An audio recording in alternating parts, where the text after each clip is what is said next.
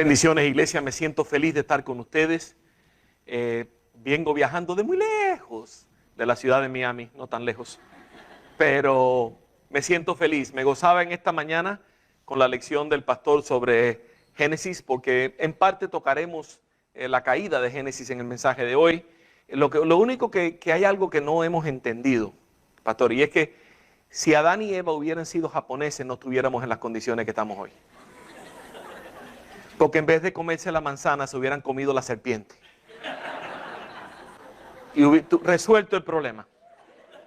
Pero no fue así, lamentablemente. Nada, nos encontramos en tiempos difíciles, iglesia. Nos encontramos en tiempos que yo no tengo que convencerles a ustedes que las cosas no andan bien. No andan bien. Y como iglesia, nuestro trabajo es entender los tiempos en los que estamos viviendo. Si nosotros vamos a ser efectivos, si vamos a llevar a cabo una obra eficaz de ser luz y sal en esta tierra, tenemos que entender con qué estamos contendiendo. Tenemos que entender los tiempos en los que estamos viviendo.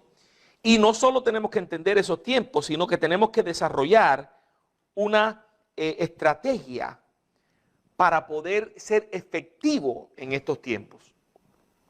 Y por allá en el libro de Crónicas hay un versículo que muchas veces saltamos, ni cuenta nos damos que está ahí, pero ahí está. Y es un versículo que trata sobre precisamente esta característica. Está en esas secciones de los libros de Crónicas que cuando estamos leyendo la Biblia en el año, esos son los que saltamos. Las páginas que sabes, porque quién es el hijo de este, que tuvo el hijo de aquel, que tuvo lo otro. Esas partes no le ponemos mucha atención, pero ahí hay perlas en esos versículos de gran valor. Y una de ellas es este precioso pasaje en Primera de Crónicas, capítulo 12, que dice, de los hijos de Isaacar, 200 principales. Y estos hombres, estos 200, tenían una característica muy peculiar, y es que eran entendidos en los tiempos, y que sabían lo que Israel debía hacer, cuyo dicho seguían todos sus hermanos. Entendían los tiempos, sabían la estrategia necesaria, lo que Israel debía hacer, y su consejo era seguido por el pueblo de Dios. Qué precioso modelo para nosotros hoy, que entendamos los tiempos, entendamos cómo responder a estos tiempos y que hagamos algo. Que lo hagamos. Comparto a veces con los jóvenes y les digo, no hacemos nada. Si usted está aprendiendo a manejar y usted tiene su primer carrito, fíjese, cuando se prende el bombillito ese que dice que el bombillito rojo del motor se prende, hay un problema. Ese botón no debe estar encendido. Y quizás el botón se prende en tu carro, y quizás conoces un buen mecánico, pero saber que el motor está mal y saber quién es el mecánico no resuelve el problema. Hasta que no le llevas el carro al mecánico y se lo da para que lo arregle. Entonces muchas veces como creyentes llegamos a entender el problema, inclusive entendemos cuál es la solución del problema, pero nos sentamos y no hacemos nada. Y el problema no se resuelve. Y especialmente en estos tiempos hay 3 ingredientes imprescindibles para nosotros considerar. Conocimiento, tenemos que entender los retos que tenemos por delante. Qué lindo que tienen escuela dominical. Muchas iglesias ya no tienen eso. Entonces, ¿en qué momento aprendemos? ¿Cómo profundizamos nuestros conocimientos? Pero no basta con el conocimiento, tenemos que pedirle al Señor sabiduría. Sabiduría para saber cómo superar los retos que estamos enfrentando. Y necesitamos voluntad.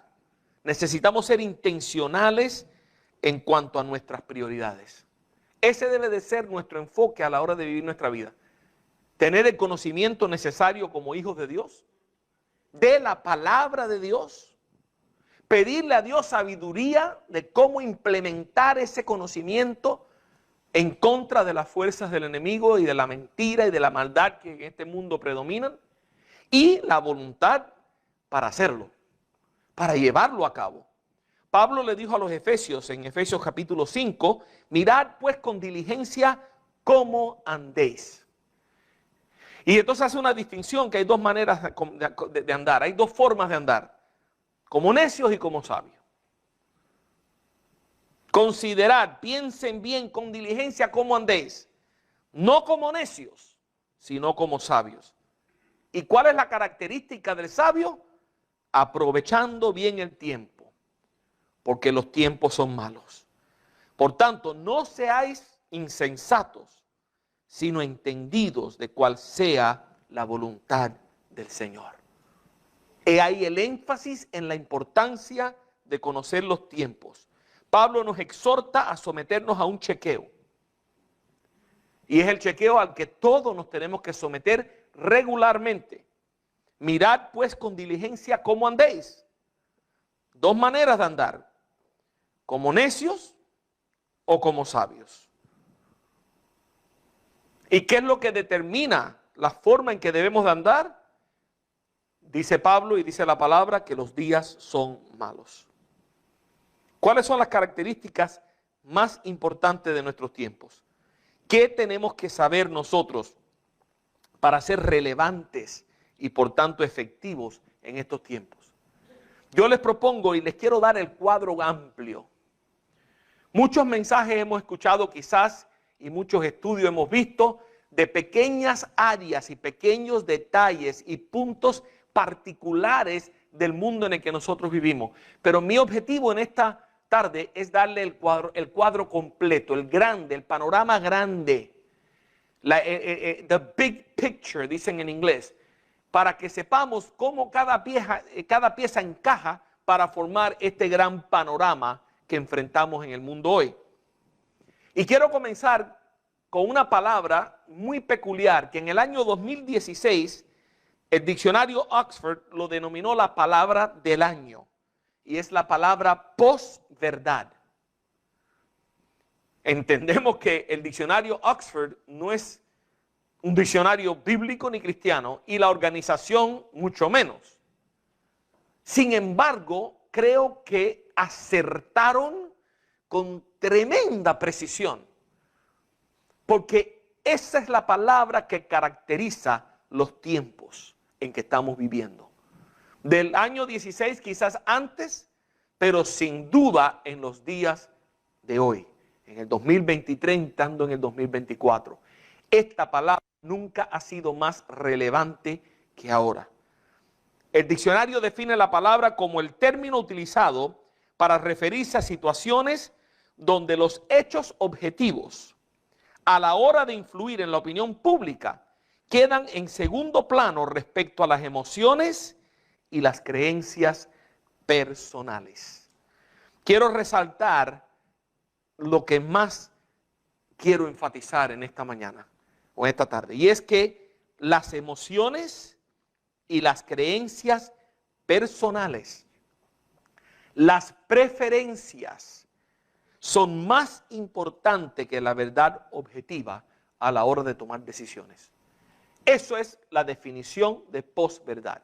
Es decir, vivimos en tiempos donde las personas cuando van a tomar una decisión, las verdades objetivas no son tan importantes como las preferencias personales y las emociones de la persona que está tomando la decisión.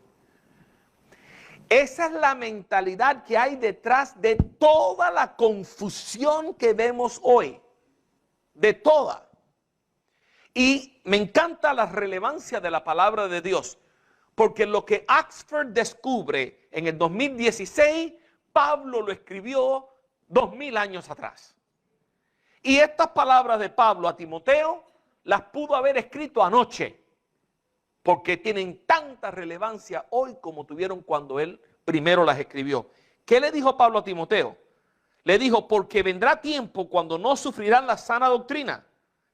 No valorarán, no le darán valor a la verdad objetiva, a la verdad que es la doctrina sana, la palabra de Dios, sino que teniendo comezón de oír, se amontonarán maestros conforme a sus propias concupiscencias, sus deseos, sus preferencias, sus emociones descontroladas, y se apartarán de la verdad el oído y se volverán a las fábulas. Eso describe lo que hoy vivimos. Pero qué bueno que Jesús dijo algo en Juan capítulo 8 que repercute hasta el día de hoy. Y es la herramienta, el arma que nosotros tenemos para combatir un mundo posverdad, para combatir a aquellos que han dejado la verdad y han seguido las fábulas. ¿Y cuál es esa arma para pelear? ¿Qué es lo que podemos usar para ayudar a estas personas que están en esta confusión? Jesús nos dio el secreto, la llave. En Juan capítulo 8 nos dice que conoceréis la verdad y la verdad os hará libre. Y en el contexto en el que Jesús dice estas palabras, en ese mismo capítulo, unos pocos versos más adelante, Jesús te dice cuál es aquello que nos lleva presos, cautivos, de lo cual necesitamos ser liberados. Y es el engaño del enemigo. Porque en el verso 44 Jesús llama a aquel grupo de personas hijos de Satanás, de vuestro padre que es mentiroso, padre de mentira. Cuando habla mentira, de suyo habla. No hay verdad en él. Entonces, contra esa estrategia de la mentira, el arma más fuerte es la verdad. Ese es el arma más poderosa que tenemos. Ahora, cuando la gente abandona la verdad, ¿qué es lo que queda? ¿Qué es lo que queda? Lo que queda es terrible confusión. Terrible confusión. Entonces yo quiero en esta tarde mostrarle esta confusión en distintos aspectos del mundo en el que estamos viviendo hoy. Distintas áreas de la sociedad donde se manifiesta esta confusión, y cada una de estas manifestaciones proviene de abandonar la verdad objetiva y dejarse guiar por las emociones y las preferencias personales de las personas. Ese es el hilo que ata toda la tela completa. Esa es la verdad detrás del cuadro completo. Donde quiera que usted vea confusión en el mundo hoy, es porque alguien ha elevado las emociones y las preferencias personales por encima de la verdad. Nunca eso va a producir nada bueno. Nada bueno. La verdad tiene que ser el ancla. La verdad tiene que ser lo que nos sostiene. La verdad no es tanto un concepto como una persona. Jesucristo no dijo que Él enseñaba la verdad. Él no dijo que Él conocía la verdad. Él no habló de ser maestro de la verdad. Él dijo ser la verdad. Es su esencia. Toda investigación de la verdad va a parar a Cristo. Toda. Por eso el abandono de la verdad nunca va a llevar a ningún lugar bueno. Nunca. Nunca. Ahora, ¿cómo luce esto? Primero, confusión en cuanto a la libertad. Wow, esto en los campus universitarios, en el diálogo político tan atrincherado que vemos hoy, tan polarizado que vemos hoy, aquí se manifiesta esa confusión de una manera increíblemente clara. O sea, ¿por qué?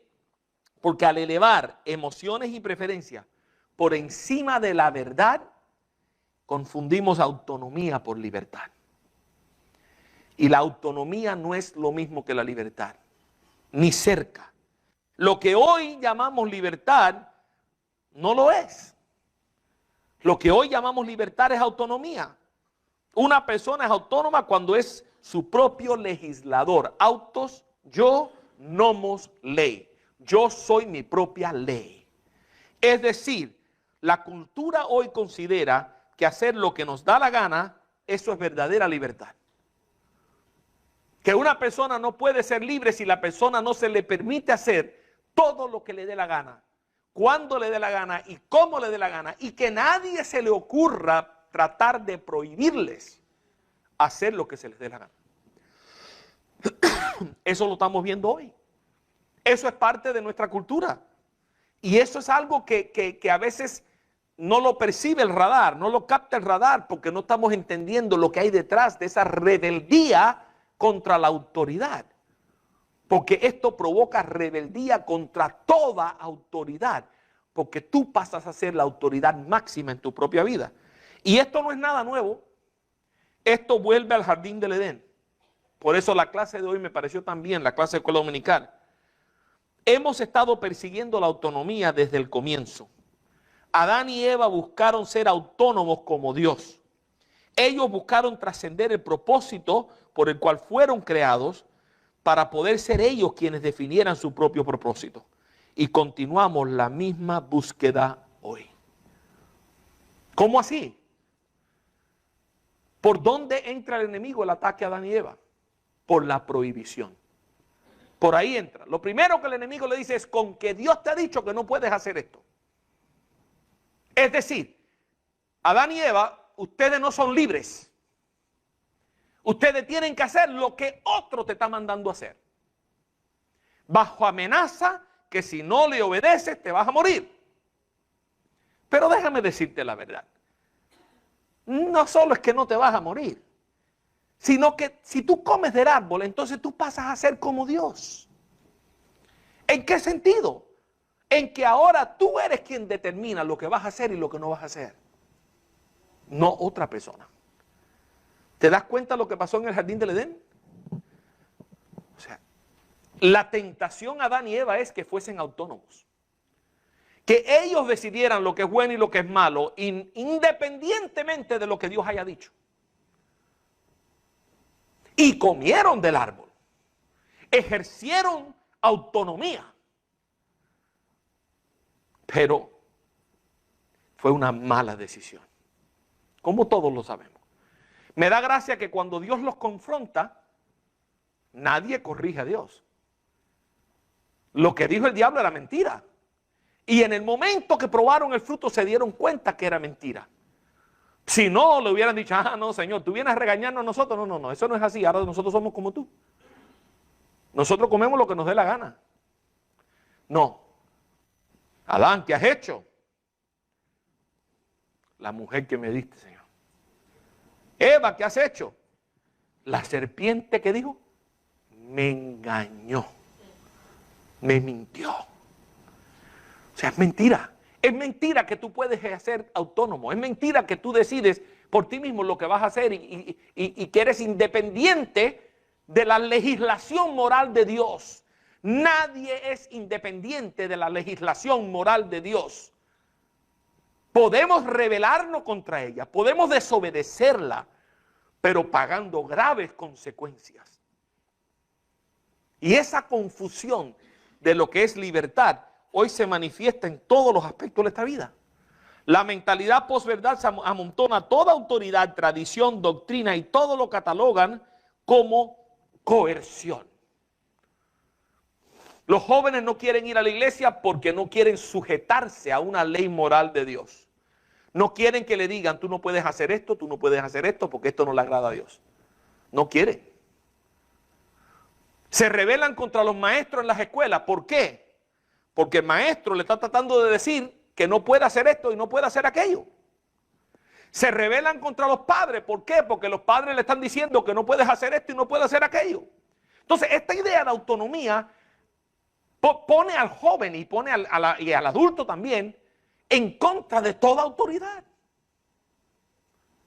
En contra de hoy los maestros, los estudiantes le pegan a los maestros. No hay respeto a la policía, a las autoridades. No los respetan. Ni respetan la autoridad de ellos. No hay respeto por las leyes del gobierno. No hay respeto de los padres. O sea, no hay respeto de nada. No hay respeto por Dios, no hay respeto por la palabra de Dios. ¿Por qué? Porque todo lo que sea un intento de limitarme a mí en mi autonomía, eso es coerción y yo lo rechazo. Por eso vemos la confusión que estamos viendo en nuestra cultura y mejor que entendamos que esto es lo que está sucediendo. La celebración de nuestras preferencias sin valorar la verdad, lo único que produce es confusión. Imagínese que vivir la vida haciendo lo que nos da la gana. Imagínese, aquí en esta ciudad, pues quizás la ilustración, en Miami no puede usar esta ilustración, pero aquí sí la puede usar. Imagínese que usted salga a la calle ahora y usted maneje como usted le dé la gana. A la velocidad que usted quiera, para cuando quiera, no para cuando no quiere parar. ¿Cómo sería? Caos. No se puede ir a ningún lado. Los accidentes estarían... En Miami no lo puedo usar porque así como todo el mundo maneja allí. Pero no se puede. No funciona. Mire, la verdadera libertad no funciona si no hay parámetros y leyes. Parámetros y leyes para definir hasta dónde llega mi libertad. Y mi libertad tiene que parar donde comienza la tuya. Para eso son las leyes. Pero la autonomía no cree en nada de eso. Y esa es la grave confusión. ¿Qué sucede cuando tus preferencias chocan con las mías? En un mundo donde todo el mundo es autónomo, ¿qué sucede cuando la preferencia de una persona choca con las preferencias de otro? ¿Cómo se resuelve el problema? No hay cómo. No hay cómo. Entonces le voy a hacer la primera de varias preguntas retóricas. ¿Es la libertad cuestión de preferencia? No. No lo es. La libertad es necesaria, absolutamente necesaria, y la autonomía lo único que produce es anarquía. Lo único que produce es falta de orden y confusión. Ahora, la confusión también la vemos en otra área, la dignidad humana. Ahí vemos mucha confusión también. ¿Por qué? Porque al elevar nuestras emociones y nuestras preferencias por encima de la verdad objetiva, podemos determinar por nuestra propia cuenta cuáles seres humanos tienen valor y cuáles no tienen valor. Porque ahora el valor del ser humano no es determinado porque hayan sido hechos a la imagen de Dios. El valor del ser humano no radica ahora en la verdad objetiva, sino en mis preferencias y mis emociones. Y hay seres humanos que para mí no tienen valor y otros que sí tienen, porque esas son mis emociones y mis preferencias. Y eso lo que produce es terrible confusión. Por ejemplo, Peter Singer argumenta que los bebés humanos, después de haber nacido, pueden ser asesinados por los padres. Peter Singer no es un loco ahí en la esquina. Peter Singer es filósofo australiano, profesor de bioética en la Universidad de Princeton, una de las universidades más prestigiosas de los Estados Unidos. Ese hombre tiene micrófono y la gente lo escucha, tiene plataforma. ¿Y qué es lo que dice? ¿Usted cree que el problema es el aborto? No, el aborto es el comienzo. Ahora ya no basta que esté en el vientre para matarlo, ahora se puede matar después que salga del vientre. Lo único que hay que determinar es hasta qué edad se le debe permitir a los padres quitarle la vida a sus hijos. Él dice que no es realmente una persona porque no tiene la capacidad mental de valorarse a sí mismo. Entonces, mientras que no tenga la capacidad mental de valorarse a sí mismo, los padres pueden terminar con la vida de sus hijos. Eso es confusión, pero confusión masiva. Los padres, afirma Singer, sí tienen la capacidad de asignarle valor. Y él no está solo. Dos médicos bioéticos muy populares hoy en la cultura, Alberto Gubilini y Francesca Minerva, médicos especializados en el campo de la ética, abogan por el derecho de los padres de matar un bebé recién nacido si éste nace enfermo o si les impone dificultades a los padres. Dios mío. Dice, los padres tienen autonomía de quitarle la vida a su bebé porque tienen autoridad de determinar si el valor del bebé justifica el trabajo de criarlo. Ese es el producto de la confusión que estamos viendo. Por eso hay una foto muy famosa del Congreso del Estado de Nueva York, cuando aprobaron el aborto hasta el 9º mes, hasta el momento en que la fuente se rompe, todavía es legal abortar ese bebé. ¿Y cuál era la foto? La foto es todo el Congreso con sonrisas de aquí a aquí, como que han logrado algo extraordinario. Felices. Por la confusión. Por la confusión. Mire, un amigo mío que es apologista, Abdul Murray, dice algo que me parece que es súper clave aquí. Lo que estamos viendo hoy es la esencia de la autonomía humana sin restricciones. Convertirse en Dios, pero sin el beneficio de la sabiduría divina. El hombre quiere jugar el papel de Dios, pero no tiene las herramientas para hacerlo. Quiere usurpar el trono de Dios, pero no tiene la sabiduría para hacerlo. Quiere usurpar el trono de Dios, pero no tiene el poder para hacerlo. No tiene las herramientas. Y lo único que es capaz de hacer es destruirlo todo. Hay una película americana cómica, Evan Almighty, donde el hombre por un día se le permite ser Dios. Y el primero que dice, bueno, le voy a contestar las peticiones a todo el mundo. Pero cuando se sienta frente a la computadora y empiezan a entrar las peticiones del planeta entero, ya no sabe qué hacer y empieza a darle sí a todo. Entonces ese día se ganó la lotería.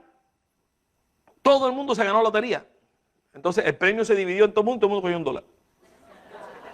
Le contestó a todo el mundo el sí. O sea, es el hombre tratando de ser Dios y no puede hacerlo. Es imposible. Ahora les pregunto, y esa no es la única área, el aborto no es la única área donde estamos viendo esto. Estamos viendo esto en el movimiento de la eutanasia, donde el ser humano quiere determinar cuáles son los seres humanos que tienen valor para la sociedad y no. Y los que no tienen valor, pues los ponemos a dormir como ponemos a dormir un perro o un gato. Entonces, ¿quiénes son las personas que dejan de ser valiosos a la sociedad? Las personas mayores. Mientras que son jóvenes y trabajan y producen, ok. Pero cuando empiezan a dejar de producir y empezar a consumir y a empezar a acarrear biles médicos grandes porque tienen que ir al hospital, porque vienen las operaciones, porque viene... no, ya no. Ahora vamos a ponerlo a dormir para que esos recursos los puedan seguir usando las personas que pueden contribuir. Esto no es una teoría, esto se practica. En los países escandinavos se practica. En Canadá ya se está comenzando a practicar.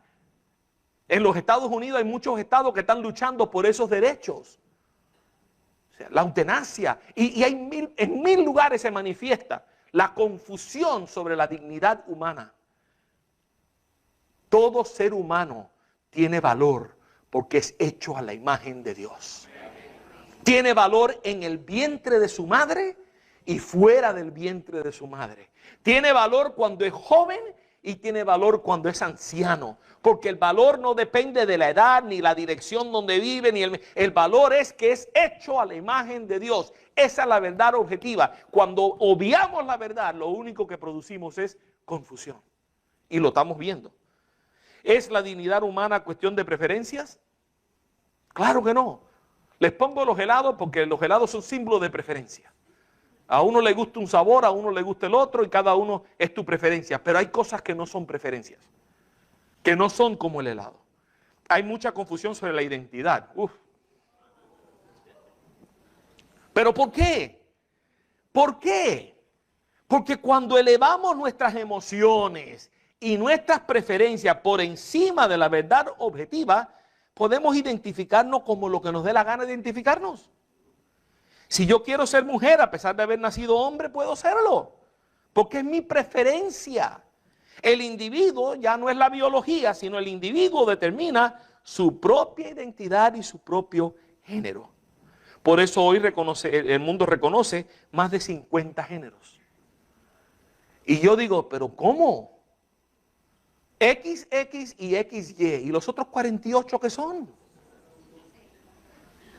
Pero entiende que la meta no son 48, la meta es que haya 8.000 millones de géneros, que cada persona sea su propio género único. Eso es locura. Eso es locura, hermano. En esta área la confusión se considera más que una virtud, es heroica. Cuando alguien manifiesta confusión en esta área, la gente lo aplaude por su valentía. Mientras que una persona afirme identificarse como blank, lo que sea, nadie es capaz de confrontarle con la verdad objetiva. Al contrario, le aplauden su valentía. Es una frase mágica. La frase mágica es: yo me identifico como. Ya, esa frase quiere decir que no hay lugar para debate ni discusión. Así es como se le ha enseñado a esta cultura. Así.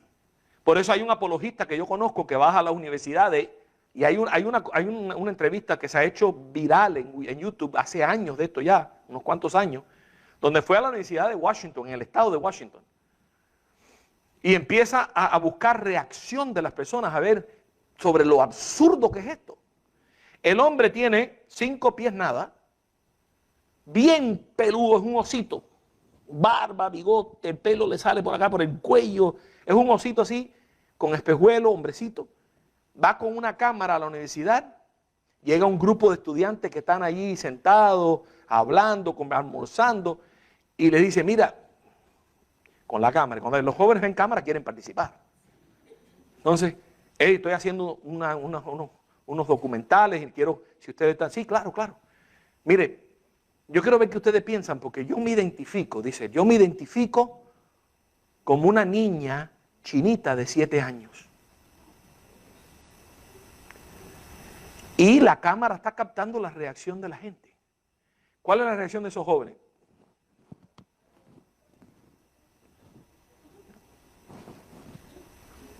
Nada. ¿No has dicho nada? Y él se sorprende y dice, wow, tengo que apretar un poco. Va a otro grupo en la misma universidad y les dice, yo me identifico como una niña chinita de 7 años que mide 7 pies de estatura. Y él es así. ¿Cuál es la reacción de la gente? ¿Por qué? ¿Por qué nadie lo envía al departamento de psiquiatría? ¿Por qué nadie le saca un espejo? No, eso es intolerante. Eso no se hace. ¿Por qué? Porque usó la frase mágica. Yo me identifico como ya.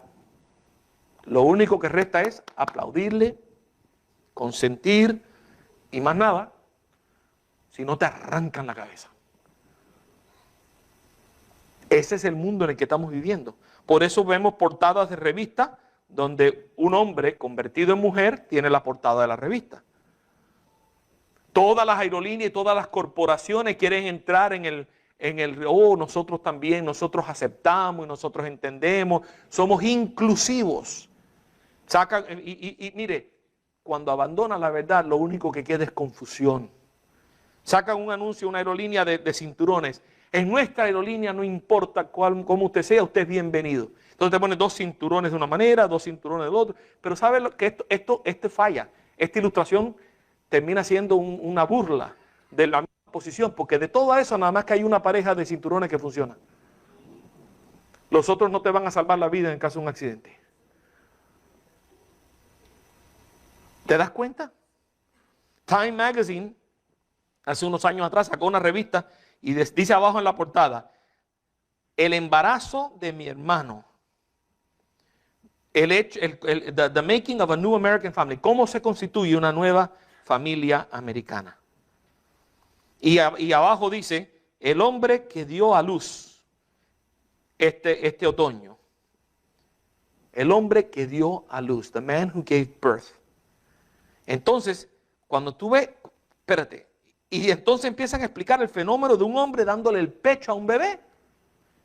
Y dice, ¿qué está pasando aquí? Esto sí está raro.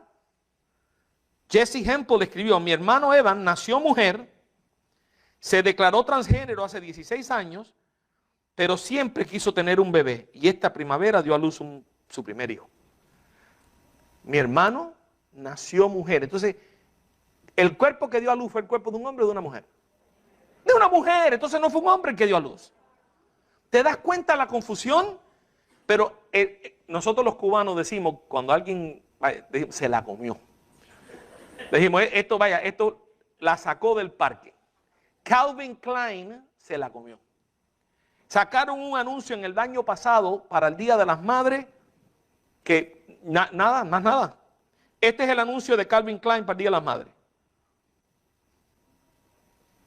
Entonces, pero quiero que entendamos la confusión. Quiero que entendamos la confusión. El que parece hombre ahí, Roberto Bete, es un transgénero de mujer a hombre y actor brasilero de la televisión que está en estado de gestación, junto a su pareja Erika Fernández, un transgénero de hombre a mujer. Entonces tenemos un hombre disfrazado de mujer embarazando a una mujer disfrazada de hombre, pero no, todo eso es normal. Dios mío.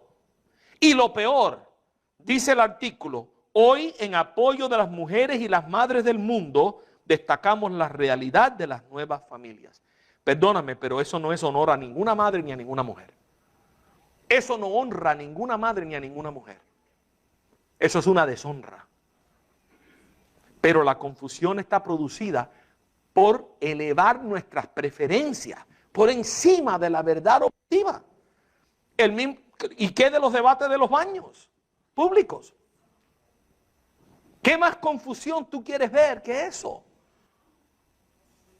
Un amigo mío en California, que es muy conocido, Greg Koukl, apologista de toda la vida, es un señor mayor, él dice que uno puede identificar las estrategias del diablo cuando tú ves algo que es totalmente absurdo y todo el mundo está ciego y lo está creyendo. Ahí hay una mentira del enemigo. Es garantizado. Porque para nosotros es tan obvio. ¿Cómo vas a permitir que un hombre entre en un baño de las mujeres? Porque se siente como mujer. ¿Qué usted cree que va a pasar? Por favor. Y los extranjeros en los deportes, eso está en las noticias todos los días. Todos los días. Batallas terribles, gente pierde el empleo, demandas en las cortes, los equipos ya no saben qué hacer, las olimpiadas han tenido que tomar decisiones. Esto es terrible, la confusión que esto produce. Vemos un hombre que cuando estaba en el equipo de natación de los hombres no ganaba nada. Se declara mujer, se va al equipo de las mujeres y se gana la medalla de oro. ¿Cómo es justo a una mujer que se ha entrenado toda su vida para estas competencias perder la carrera contra un hombre? ¿Dónde está la justicia de esto? No hay justicia para las mujeres en los deportes ya. Porque no pueden competir con otras mujeres, tienen que competir con hombres y el metabolismo y el cuerpo del hombre es diferente al de la mujer. Por eso se dividen los deportes. Hubo una pelea MMA donde un hombre se identifica como mujer y empieza a pelear en las peleas de MMA como si fuera una mujer. Tuvo una pelea tan terrible que le fracturó el cráneo a una mujer verdadera y casi la mata. Por la fuerza que tenía, no era fuerza de una mujer, era fuerza de un hombre. Los pronombres, cuánta confusión en esa área. Podemos andar todo el día hablando de eso. Transgéneros encarcelados. Hombres que no les parece bien la cárcel la prisión de los hombres porque la pasan muy mal. Se identifican como mujer, lo pasan para la cárcel a las mujeres y ahora viven con un harén. Entonces tienes un violador, como este hombre que está aquí, preso por violador. En la prisión se identifica como mujer, lo pasan para la cárcel a las mujeres y violó no sé cuántas mujeres y lo tuvieron que sacar de ahí. Entienda algo y quiero que entendamos algo. Puede fácilmente confundirse lo que estoy diciendo yo como un ataque a personas. Esto no es un ataque a ninguna persona. Esto es un ataque a la ideología que produce esta confusión. Porque hay personas que realmente sufren de disforia, de una disforia de género, ellos son personas que realmente hay que orar por ellos, hay que tener compasión por ellos, porque se sienten atrapados en un cuerpo que ellos no identifican que sea el cuerpo de ellos. Y hay que tener compasión, son seres humanos, y por lo general son seres humanos muy lindos, de corazones muy lindos. Hay que orar por ellos, hay que tener compasión, pero por eso no podemos dejar de hablar de la ideología que está produciendo esa confusión. Tenemos que hablar de esto, tenemos que tratarlo. ¿Es la identidad cuestión de preferencias? Claro que no. ¿Son los baños cuestión de preferencias? Claro que no. ¿Son los pronombres cuestión de preferencias? Claro que no. Y hay mucha confusión sobre la verdad objetiva, porque ¿qué hace el enemigo? El enemigo trata de atacar el concepto de la verdad, porque si eliminan la existencia de una verdad objetiva, pues ya no hay nada que discutir. Ya él puede sacar todas sus mentiras y nadie las puede cuestionar. Ataca la verdad. Y al elevar nuestras preferencias por encima de la verdad objetiva, lo único que estamos haciendo es demostrando que no entendemos la naturaleza de la verdad. ¿Por qué? Porque afirmamos que toda verdad es cuestión de preferencia e ignoramos todo un campo, que es el campo de las verdades objetivas. Afirmamos más objetivamente que las verdades objetivas no existen. Las verdades objetivas no existen. Ajá, ¿y eso qué cosa es? Una verdad objetiva. Estás pretendiendo darme una verdad objetiva para decirme que tal. Es como si yo te digo ahora que yo no sé hablar español y no hablo ni una palabra en español. Pero te estoy hablando en español. Es lo mismo. No se puede, no nos podemos escapar. La verdad es la verdad. Y no nos podemos escapar de ella. Podemos pretender que no está ahí. Podemos ignorarla, rechazarla, pero sigue vigente porque la verdad es fundamental de nuestro universo, porque el creador del universo es la verdad. En el principio era la verdad y la verdad es la que creó todo y por la verdad es que se sostiene todo. Jesucristo. Entonces, la verdad es inescapable. Ahora, voy a saltar unas vistas acá por cuestión de tiempo y vamos a ver confusión sobre la moralidad. Slide 45. Confusión sobre la moralidad. Cuando reinan nuestras emociones y nuestras preferencias, podemos ser y hacer cualquier cosa que se nos antoje. Eso es lo que está sucediendo. Por eso la confusión moral llega a ser una virtud. Y cuando tú tratas de mostrar que no, que hay blanco y negro, hay cosas que son buenas y hay cosas que son malas, eso es lo peor, ese es el pecado del día. Que tú te pares firme a declarar que algo está mal hecho. ¿Cómo se te ocurre? ¡Qué intolerancia! Nuestra autonomía nos permite determinar lo que es bueno y lo que es malo y nadie tiene el derecho a objetar. Ahora, quiero mostrarte una entrevista en varias partecitas rapidito para ir terminando. Esta entrevista es de un joven universitario. Ahora, esto no es una entrevista rara que hubo que buscar y buscar. No, esto es, usted va a cualquier universidad secular y entrevista a cualquier joven y la mayoría te van a decir lo mismo. Porque esto es lo que les hemos enseñado en las escuelas. Esto es lo que se le viene metiendo en la cabeza. Entonces ellos están 2 horas en la iglesia una vez a la semana, pero están 40 horas en el sistema educativo toda la semana. ¿Quién está teniendo más influencia sobre nuestros hijos? ¿Las 40 horas de clase o las 2 horas en la iglesia si es que viene? Y no es solamente 40 horas en la escuela. Métele eso, súmale a eso, ¿cuántas horas de música mundana con mensajes? ¿Cuántas horas de televisión y películas y YouTube? ¿Cuántas horas en las redes sociales? Comparado, ¿cuánto tiempo en la Biblia? Entonces, esto es lo que estamos produciendo. Entonces, la entrevista está en inglés, pero yo le hice la transcripción y la vamos a ver en pedacitos. Yo quiero que ustedes vean la confusión en carne y sangre. Para que ni por un momento piensen que esto es algo que yo estoy exagerando o inventando. Yo quiero que ustedes lo vean. Escuchemos esta entrevista. So, your name was again? Ben. Ben, okay. Ben, my name's Chad. So, Ben, you don't believe in right and wrong? No. And why is that? It's purely subjective. I mean, it's never really straight up and down, if that makes any sense. That's kind of the best way I could explain it.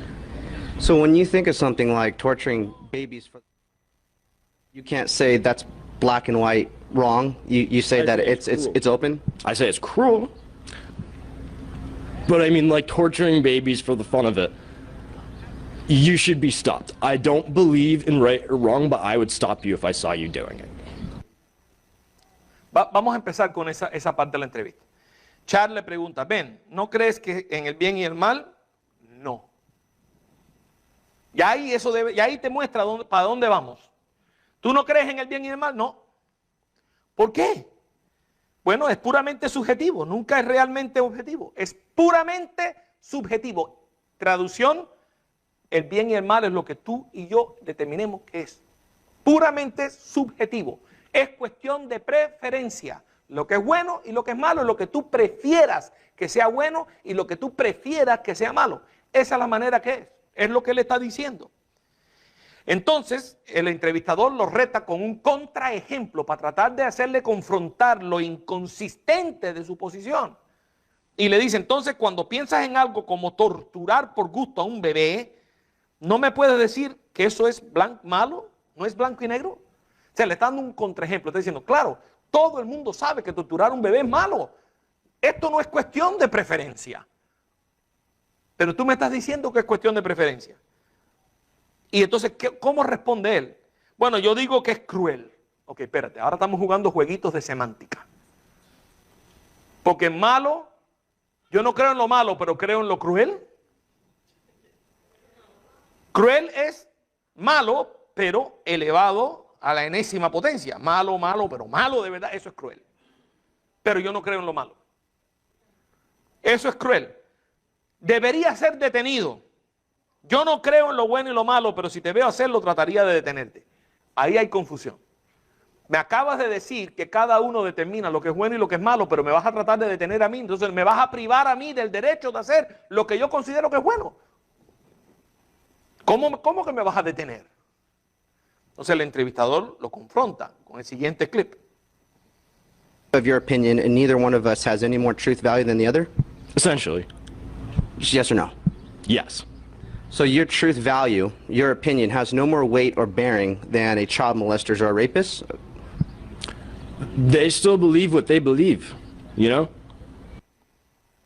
Él le dice, bueno, entonces espérate. Tú me estás diciendo que ninguno de nosotros tiene una verdad que tenga más valor que la del otro. ¿Eso es lo que me estás diciendo? Esencialmente. No, dime sí o no. Sí, eso es lo que te estoy diciendo. O sea, ninguno de nosotros tiene, nuestra opinión no es más valiosa que la de ninguna otra persona. Todas nuestras opiniones morales son igualmente valiosas. Eso es lo que está diciendo. Ahora Chad, el entrevistador, le pone otro contraejemplo como para decir, bueno, todas las opiniones morales no son iguales. ¿Cómo me vas a decir eso? Le dice, bueno, entonces, el valor de tu verdad, tu opinión, no tiene mayor peso que la de un abusador de menores o un violador. ¿Qué está haciendo el entrevistador? Lo está confrontando con la realidad de que lo que él está diciendo es insostenible. Tú no me puedes decir que la opinión tuya es tan válida como la opinión de un violador sobre qué es lo que es bueno y lo que es malo. No pueden estar en el mismo nivel. Pero me estás diciendo que sí, o sea, lo está confrontando. Y él responde, bueno, ellos van a creer lo que van a creer. No, eso no es lo que te pregunté. Yo no te pregunté si eso ellos lo van a creer. Te pregunté si el valor de tu verdad no es mayor que la de ellos. No lo contestó. Sigue la entrevista. Próximo clip.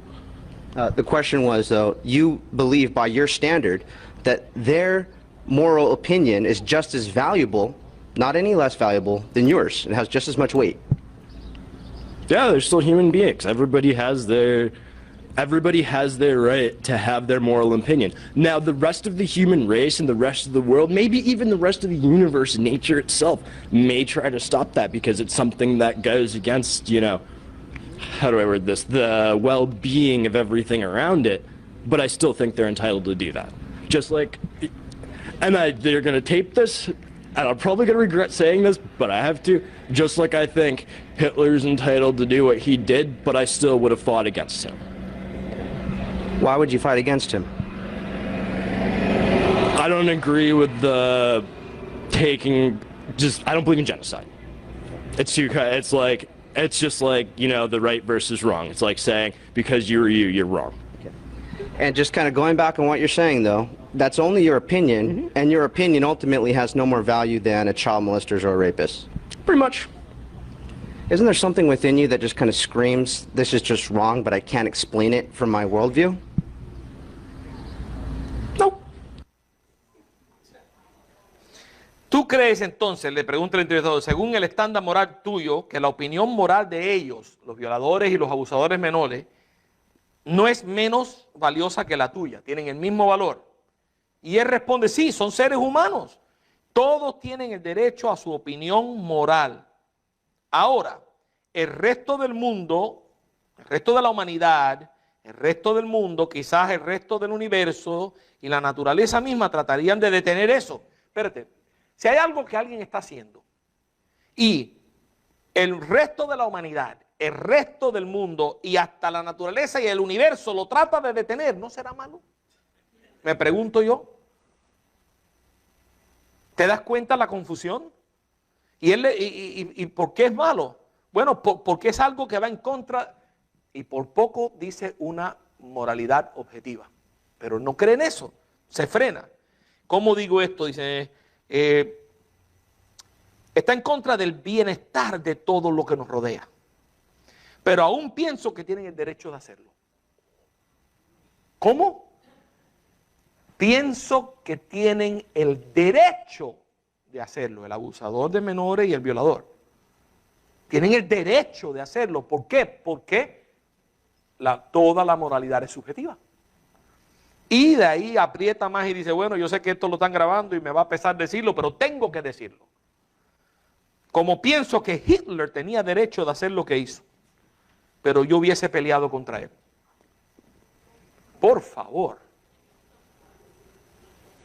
Pero esto no lo inventó él.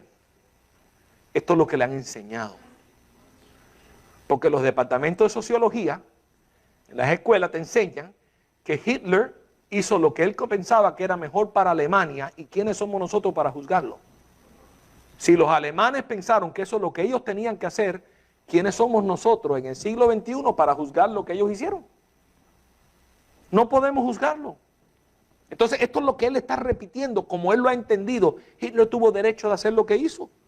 Pero ¿cómo tú duermes de noche entonces pensando así? Ah, no, porque yo hubiese peleado contra él. Pero yo hubiese peleado contra él. Así yo puedo dormir de noche porque yo sé que yo hubiera estado en contra. Pero ¿por qué? Le pregunto al entrenador, ¿por qué pelearías contra él? Porque está contrario a lo que me estás diciendo. Me estás diciendo que cada uno determina lo que es bueno y lo que es malo y no podemos juzgar a nadie, pero vas a pelear contra él, entonces lo estás juzgando. Bueno, yo estoy en contra yo no estoy de acuerdo con, y por poco da otra verdad moral. Bueno, yo no creo en el genocidio. Ah, bueno, entonces no hagas tú ningún genocidio. Pero ¿por qué vas a impedirle a otro que lo haga? Eso es lo que me estás diciendo. Le dice, Char, eso es solo tu opinión. Y tu opinión en última instancia no es más válida que la de un abusador y de menores o un violador. Más o menos. No hay algo en ti, porque ya después de tanta confrontación, el entrevistador sabe que el muchacho está cuestionando su propia, porque es completamente ilógico lo que me estás diciendo. Entonces trata de pedirle una decisión, que decida si está equivocado o no. Y le dice, bueno, no hay algo en ti que grita que eso simplemente es malo, pero que no lo puedes explicar desde tu cosmovisión. No. Un no así. Pero el entrevistador sabe que ya está para cerrar y en este último clip lo lleva a un lugar preciso. Veamos el último clip. Isn't there something within you that just says raping and child molesting isn't only subjectively wrong, it's not just wrong because that's my opinion, but it's absolutely wrong, but with my worldview I just can't explain that somehow. Is that sort of the conundrum that you're in?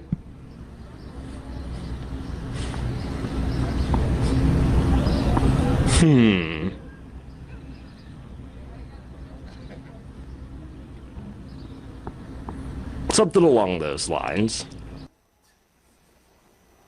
No hay algo en ti que dice que violar y abusar de menores no es solamente subjetivamente malo. No es malo nada más que porque es tu opinión que es malo, sino porque es absolutamente malo, pero no encuentras cómo explicarlo desde tu cosmovisión.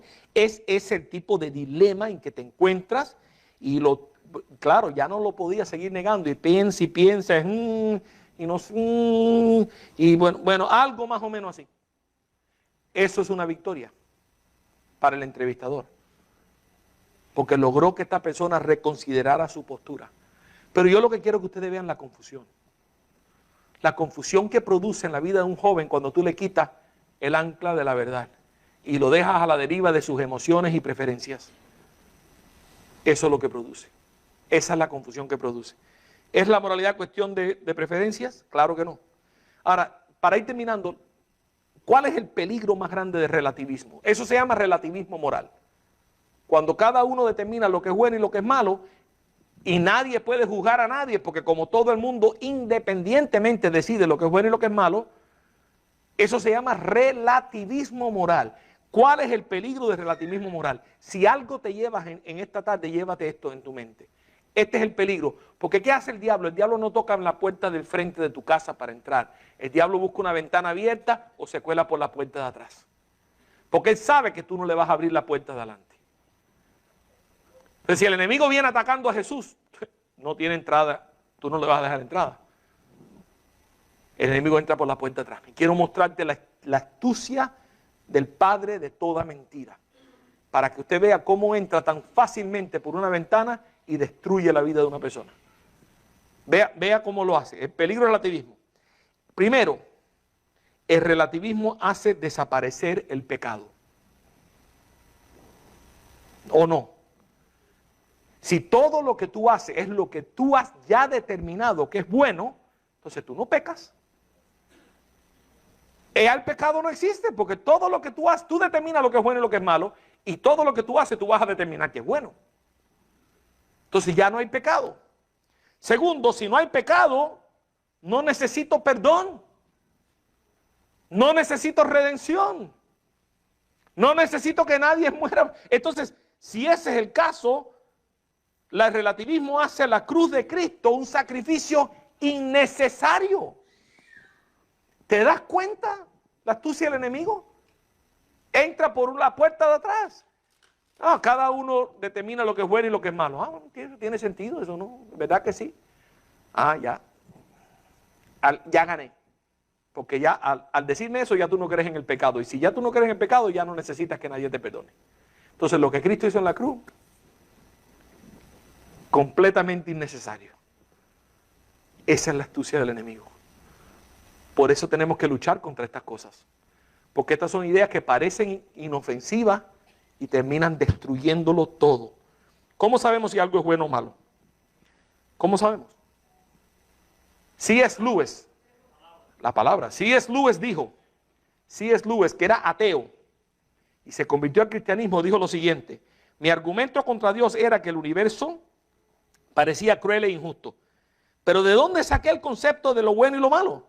Uno no puede decir que una línea está torcida si no tiene algún concepto de lo que es una línea recta. ¿Con qué estaba comparando yo el mundo cuando le llamaba injusto? Llévese eso en su mente. Tú no puedes saber si una línea está torcida si no tienes una línea recta con qué compararla. Cuando negamos que Dios existe, negamos que hay un legislador que determina lo que es bueno y lo que es malo, traza una línea recta, entonces ya no hay cómo definir si algo es bueno o si es malo, porque no hay con qué compararlo. No hay un estándar. Entonces, ¿cuál es nuestra línea recta? La palabra de Dios. Ese es el estándar de toda verdad. Esa es la línea. ¿Tú quieres saber si algo es bueno o malo? Llévalo a la palabra.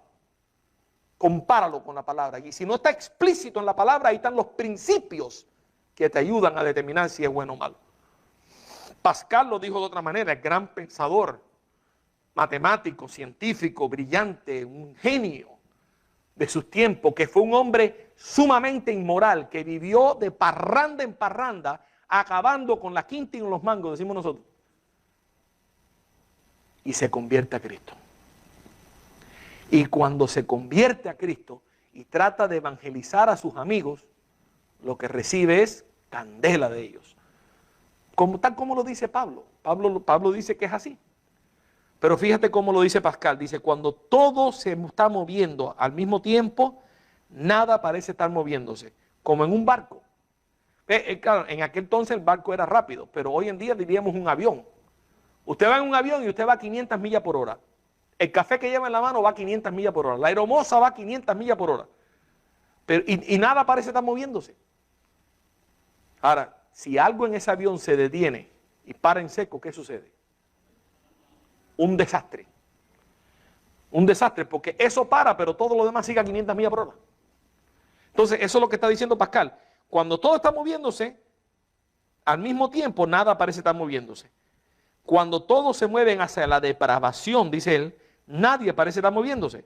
Pero si alguien se detiene, dilata a los demás en su rápido avance, estableciéndose como un punto fijo.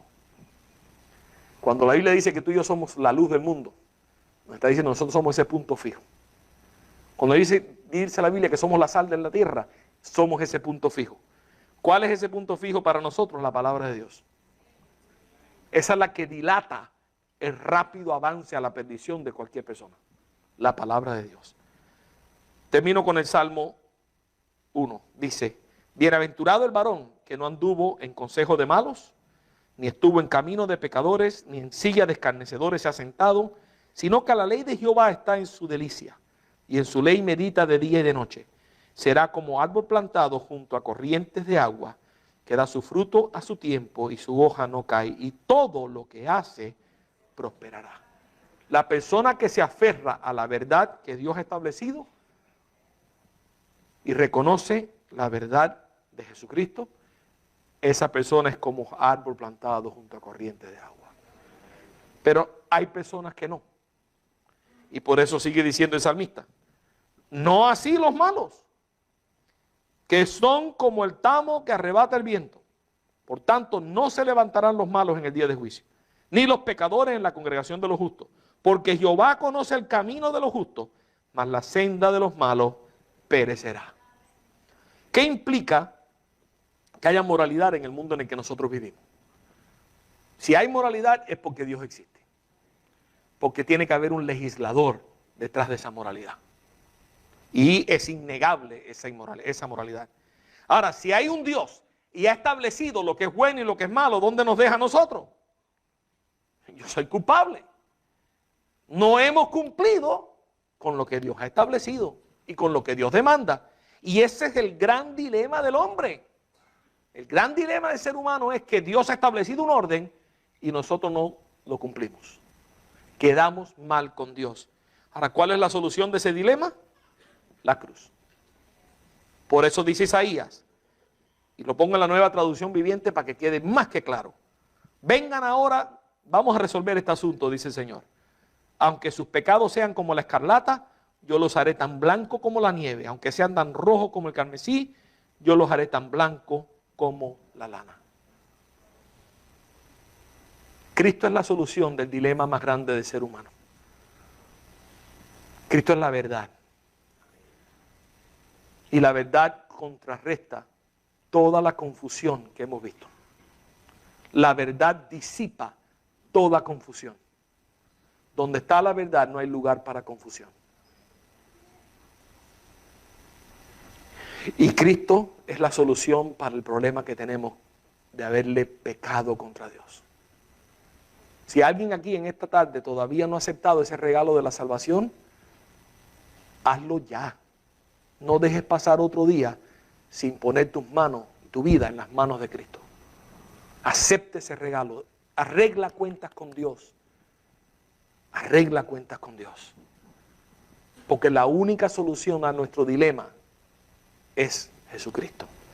Mi hermano, como iglesia nos toca rescatar la verdad en un mundo que la ha perdido.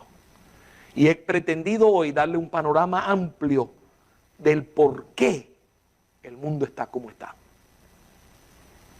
Y la estrategia y la solución es simple. Tenemos que rescatar la verdad. Tenemos que devolver la verdad al aula. Tenemos que volver a llevar la verdad a las calles, la verdad a los matrimonios, la verdad a las universidades. La verdad tiene que predominar en todo porque es lo único que trae claridad al ser humano y disipa toda esa confusión. ¿Y quiénes tienen la verdad? Nosotros. Entonces, ¿de quién es la responsabilidad de rescatar la verdad? De nosotros. Pregúntate hoy, ¿qué voy a hacer yo para tratar de establecer de nuevo la verdad en aquellos lugares donde la verdad se ha perdido? Quiero orar por ustedes, inclinan su rostro, por favor. Padre, te doy gracias en esta tarde, Señor. Te doy gracias que tú permites que nosotros veamos estas cosas que quizás no habíamos visto, que quizás no habíamos entendido. Y que, Padre, te pido que esto despierte en nosotros pasión por tu palabra. Que despierte en nosotros pasión por ser la luz que el mundo tan desesperadamente necesita, Señor. Que despierte en nosotros esa pasión por ser la sal que la tierra tan desesperadamente necesita, Señor. Padre, despierte en nosotros el deseo de hacer algo, de trabajar para ti, de servirte a ti, de cumplir con el llamado que sea que tú has puesto en nuestras vidas, de apoyar en nuestra iglesia, apoyar a nuestros líderes, apoyar a la juventud, a los matrimonios, a los ancianos, a todo el cuerpo tuyo, apoyarnos unos a otros. Ayúdanos, Señor. Ayúdanos a presentarle a este mundo la verdad pura, no adulterada, que contiene tu palabra. Y es presentarle a este mundo la persona de Jesucristo, que es el camino, es la verdad y es la vida, Señor.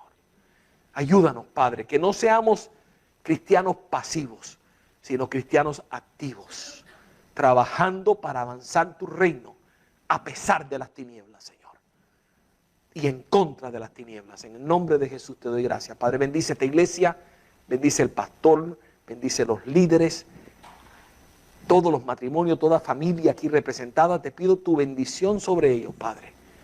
En el nombre de Jesús te lo pido, Señor. Amén.